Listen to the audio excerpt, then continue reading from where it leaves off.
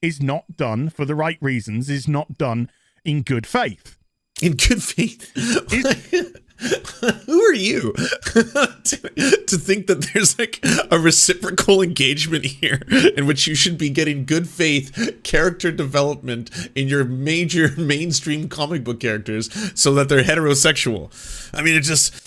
There's a couple ways in which I would have been okay with Superman being into, you know, the dudes, but in this particular situation, it wasn't done properly. I just feel it was mishandled. It doesn't feel genuine, you know. It's just done for outrage. Outrage that I'm talking about and creating in real time.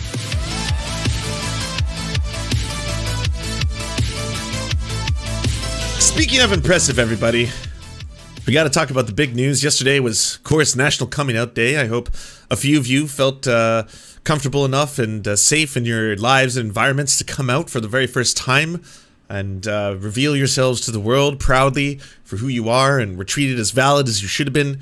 And, of course, there was a fictional coming out in the form of Superman, who is now revealed to be canonically bisexual in one Superman comic book timeline, of which there is an infinite amount.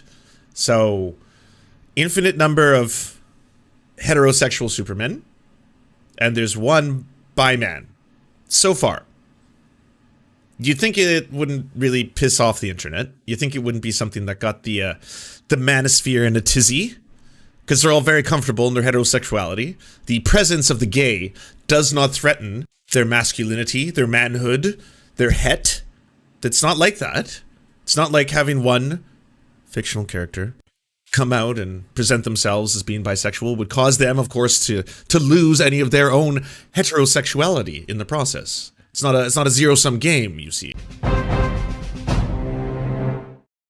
Hi everyone, it's Az here from Heel vs. Babyface. So yeah, about an hour or so ago, maybe a couple of hours now, put out a silly video responding to this story where I just yawn because boring. And that was kind of my initial reaction when I saw this headline. It was just another, here we go again. Now, obviously, I'm feeding the machine here because this is exactly what they want. They want people to talk about this. But the reason why I'm absolutely has nothing to do with you wanting to profit also off this as being more manufactured outrage, but I'm okay in feeding this machine is this machine is going to be done within a couple of days. And that's going to be it. He's not wrong. This machine is going to be over and done with until we get the next headline of similar ilk. Let's just play a very quick game before we get into this. A legit game as well. You tell me, when was the last time you heard something about comics that wasn't related to identity politics? When was the last big story that came out, comic related? I mean, about an event happening within comics, not like American comics are doing terrible because manga. No, you can laugh all you want, mate. You can laugh all you want because manga's destroying it. No. I mean, what actual event within comics?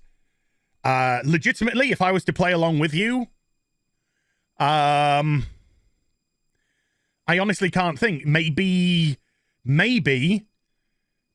Batman and Catwoman getting engaged. Maybe.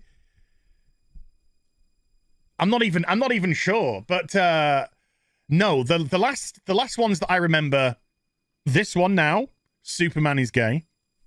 Well, don't worry. We'll get on to the Superman brand in a... I think this has a little bit more to do with you. And you've got a little bit more of an obsession with the id pole within the comic books. And that's why it's like, it doesn't stop torturing me. All of this id pole and comic books. In a second, don't fret. The one before that, of course, was Tim Drake, gay.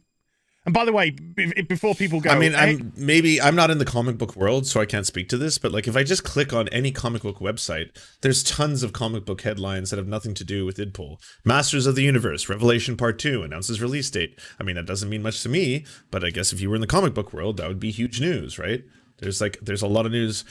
Men in Black director confirms his Metal Men movie is still in development at DC. All right. Was the word black in Men in Black idpol enough for that one not to count? Is that a problem? Demon Slayer introduces speedy new demon threat. Elden Zero creator cozies up with Rebecca in new sketches. Eternal reportedly in danger of missing China release. Cowboy Bebop anime coming to Netflix ahead of live action series. I mean, this is a lot of news that has absolutely nothing to do with idpol. I mean, I guess it's where you determine idpol begins, right? No, as these are coming out as Batwoman bisexual. became more popular when she became lesbian. Bisexuality doesn't exist in comics, it's gay. Cyclops and Wolverine just got together so that they could go into a polyamorous relationship with Jean Grey. Fuck yeah. It was based. Star-Lord, bisexual, which apparently has already been pulled back. No, every major comic book announcement in the Western sphere seems to be about some character coming out, and it's so boring. My channel, Heel versus Babyface, it's wrestling terminology. Heel is a bad guy, Babyface is a good guy. If this was a wrestling analogy, this would be tantamount to hot shot booking. And what that means is you try and pull off a show to pop a rating in the TVs because you're not doing too well. Your competition is beating you and you need to do something dramatic. So you suddenly go, this coming week, every title is on the line.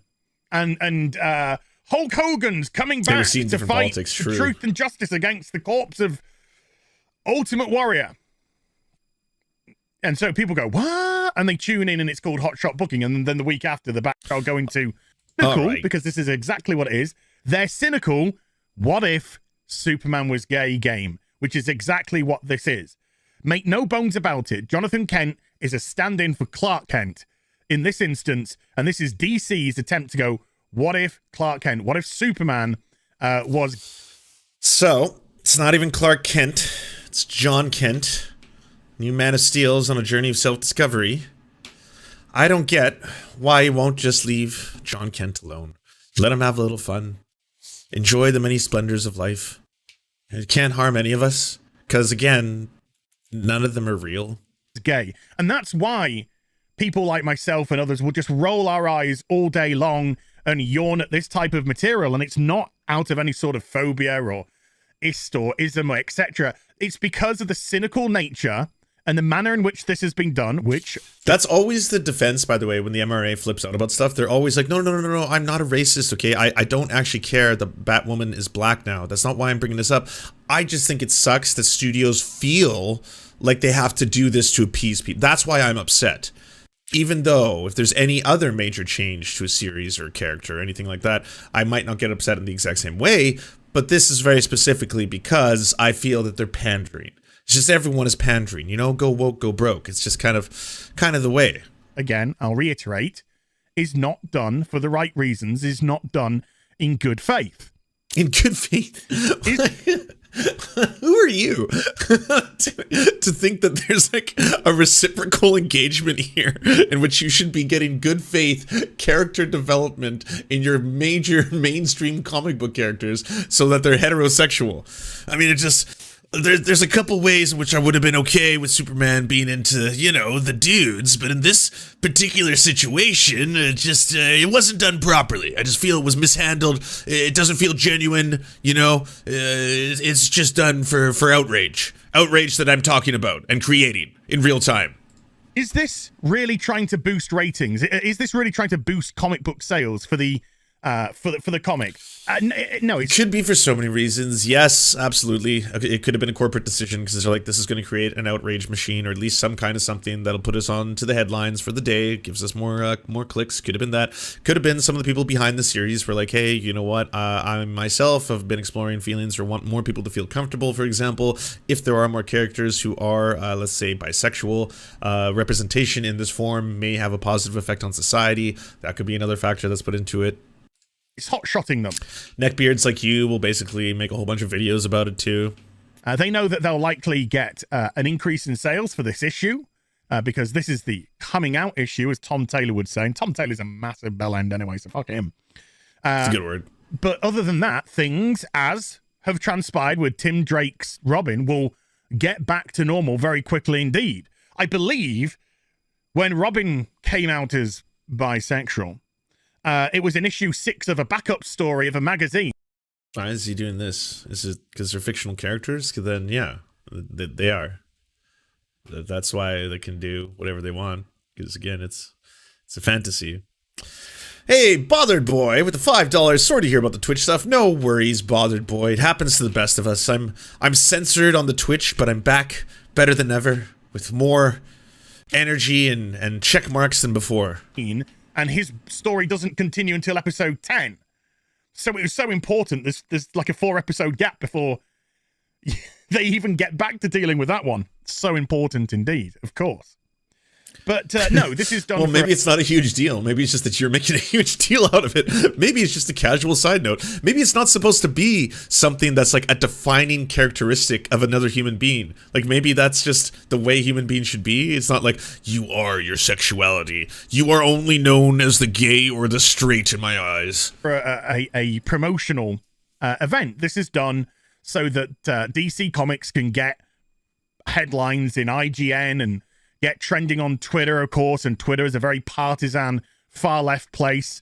And so what you're going to have on Twitter is loads of people going, oh, this is amazing, this is fantastic, this is exactly what the comic books needed, stunning and brave.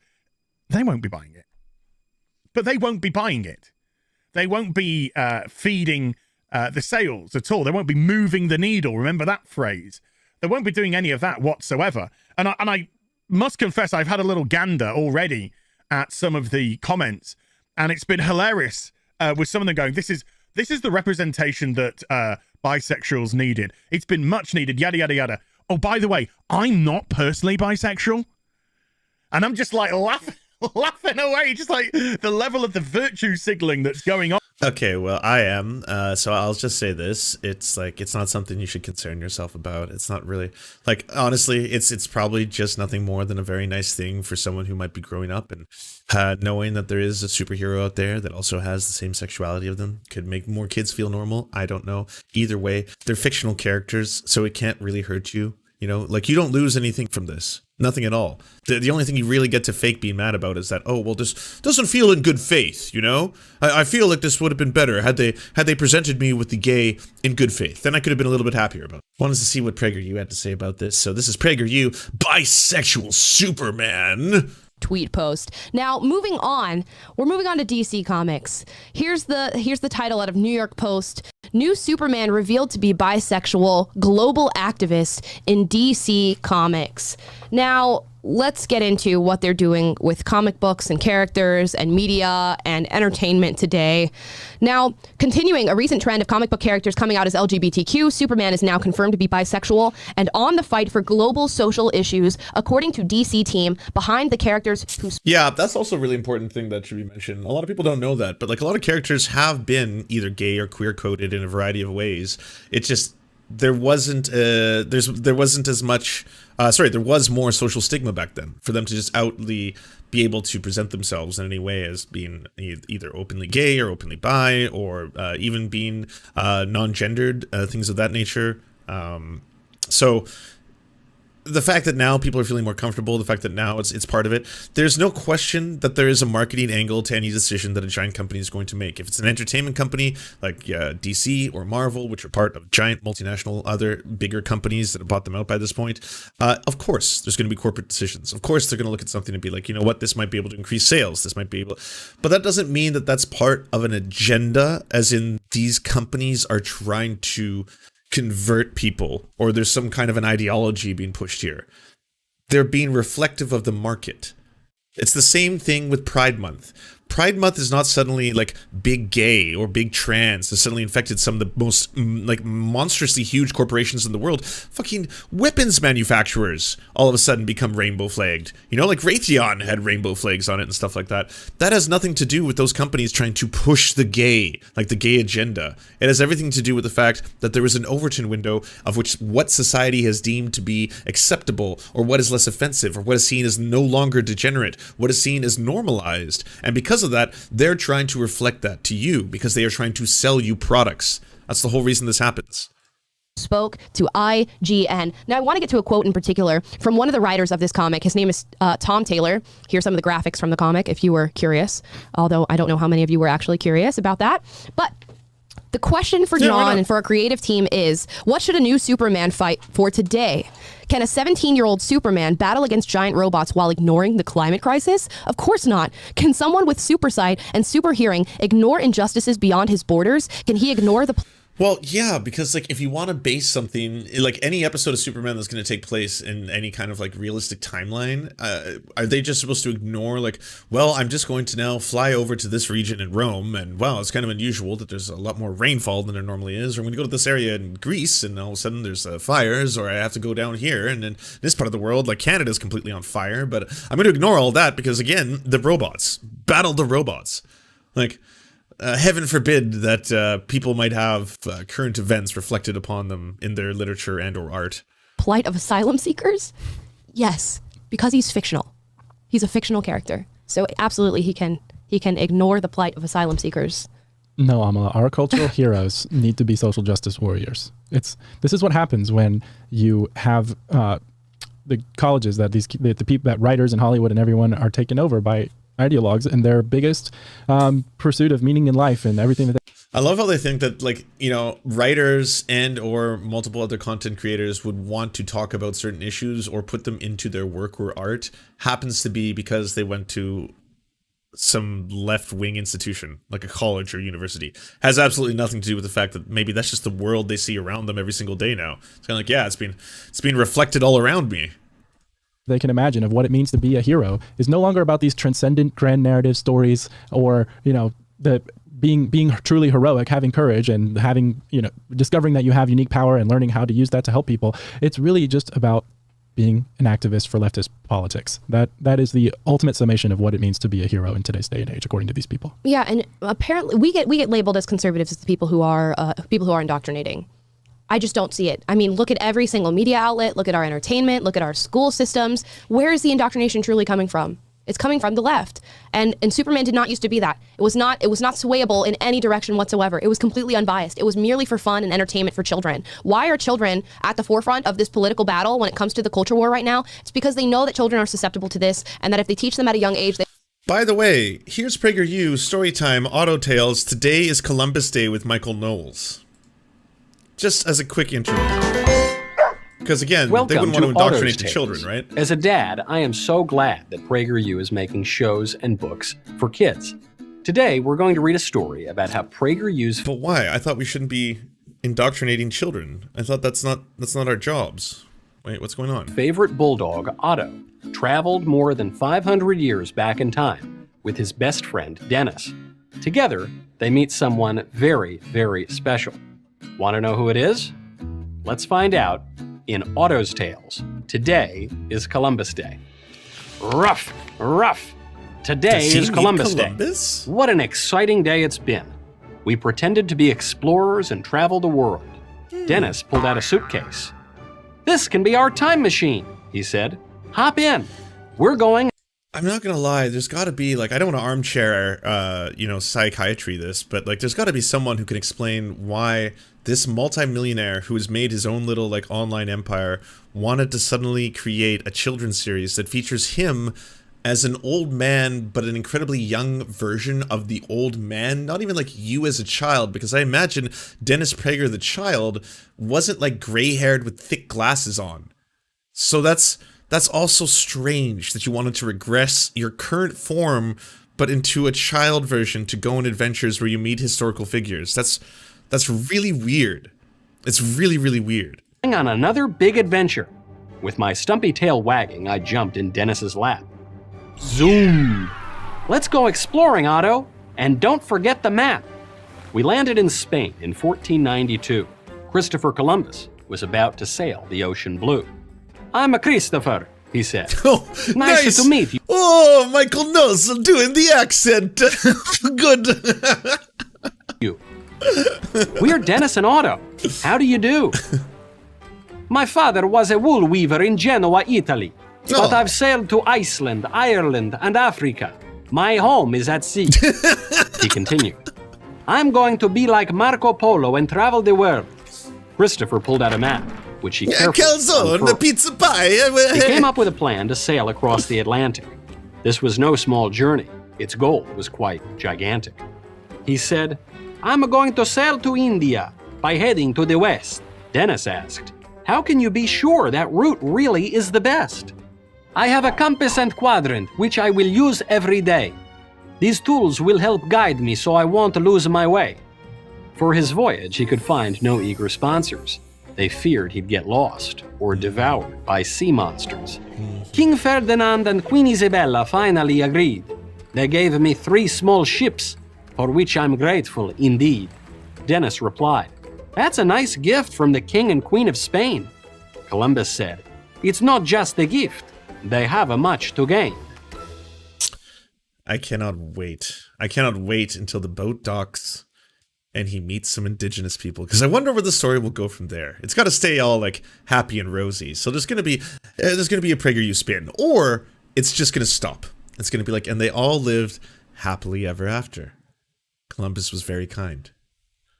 Hey, Seth Looks, thank you so much for the $4.99. It was like on the 30s or 40s that in Superman radio show, they did a story arc where he uncovers and defeats a KKK group. Really? There's a lot of comic book stories like that, where people will like all of a sudden battle some like far right organization. And then they're like, well, why is this getting so political? Why is Captain Planet fighting the Nazis? Why does he have to take a side? Columbus's voyage does not fail.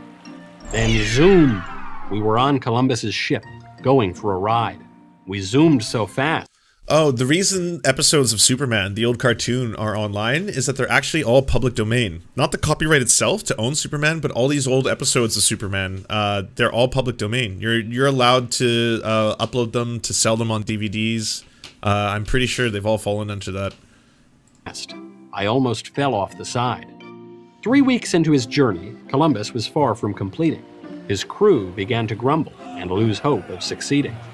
Columbus, fearless and rather quite confident, helped the men stay the course toward the Asian continent. After 10 long weeks, Columbus finally spotted land. I was so happy, I jumped out and kissed the sand. But this was not India. This was a different place. And there were natives here who were of a different race. But we're gonna call them Indians anyway. Yep. The settlers and natives got along quite a lot, but also had trouble with each other, and sometimes they fought. Dennis and I wandered around. That's it? That's how you're gonna gloss over just the incredible amount of enslavement and rape and disease, really. It was, a disease that just ravaged millions and millions of individuals, just dramatically reducing the human population of that continent. Largest one in human history, actually. But yeah, sometimes they fought. Enjoying the warm sun. "I love exploring," Dennis said. "This is so much fun." Columbus established a settlement and brought back many treasures. This would open new trade routes and... Oh, really? Yeah, that's oh, wow. So that is it. So it just glosses over that, and then it's like, well, then Columbus got gold. Who was harvesting the gold for Columbus? Who was being enslaved to do that job? Whose hands was Columbus cutting off if they didn't get enough gold for him and then hanging them around their necks? How many indigenous people did Columbus bring back in a boat? And how many of them survived that trip? Many more endeavors. The king and queen were as happy as could be.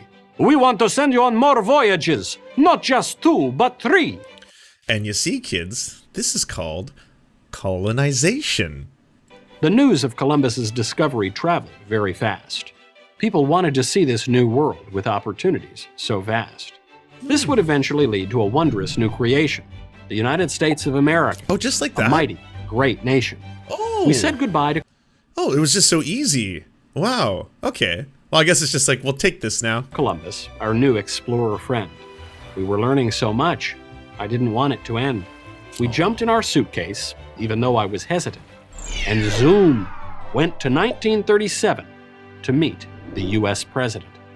"Hurry, Otto!" shouted Unusual Dennis. "There's no time to delay. Date President choice. Franklin Roosevelt has something important to say."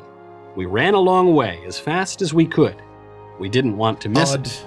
This was Odd going time to be to good. travel in history. From this day forward, we heard the president say, this day in October shall be called Columbus Day.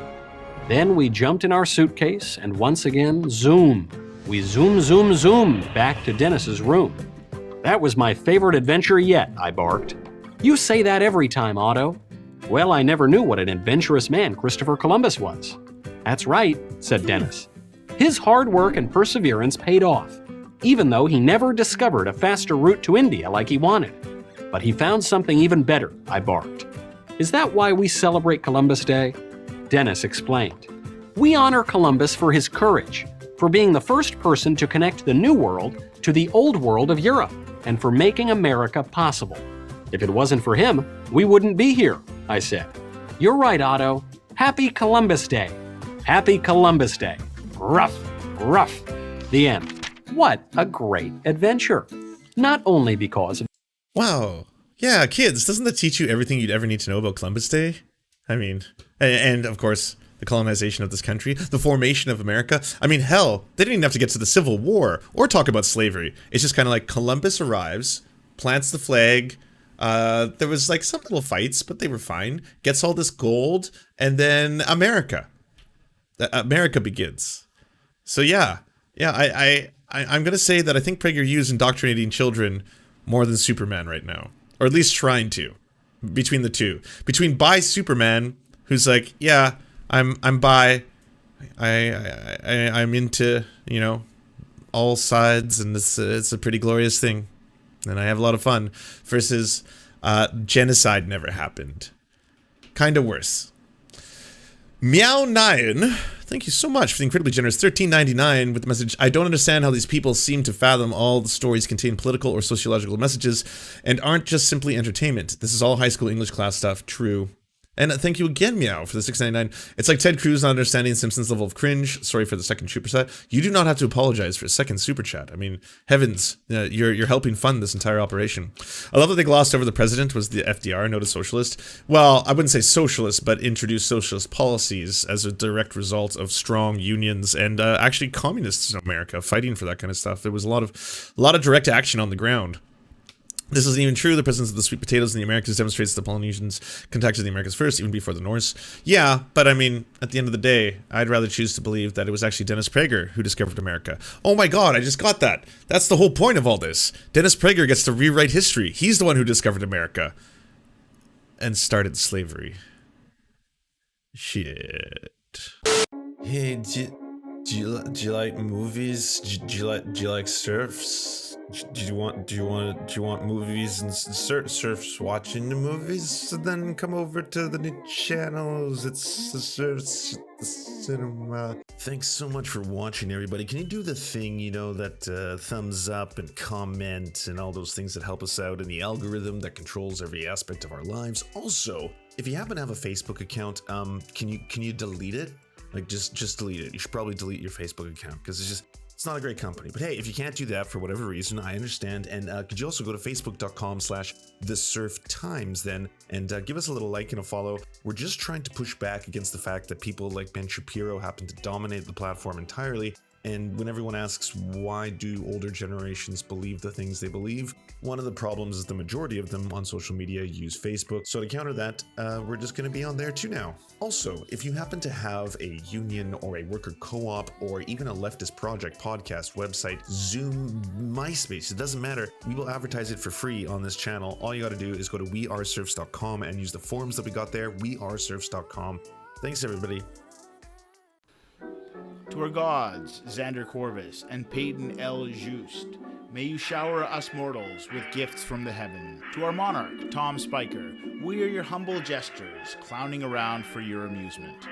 To our lord, Trevor R. and Alexander Thaler, we give you our thanks for this meager land for us to toil our seed. To our knights of the round table, Hagbard Sealine, Matthew Scarborough, Stellar Vision, Ariana McCarthy, Daniel Sutton, Ants Are Still Running the World, Coulter Smith, Tom Groh, Val 9000, Jenna Tal, Dark Puppy, Quiet One 85, Anna Loves Riley, Omni, Riley and Anna, Poodlehawk, The Tim Caucus, Multimondi, Trevor Janis, Lemmy 101, Anthropophojak, Saren42, Chronic de Hemphog, Catherine, Radical Maniac, Ramon Acosta, Incosin, Violent Orchard, Sophie Baby, Political Puppy, Andreas Chiringuito, Zach Christensen, Josh Mickelson, Todd Buckingham, and Todd Lajeunesse.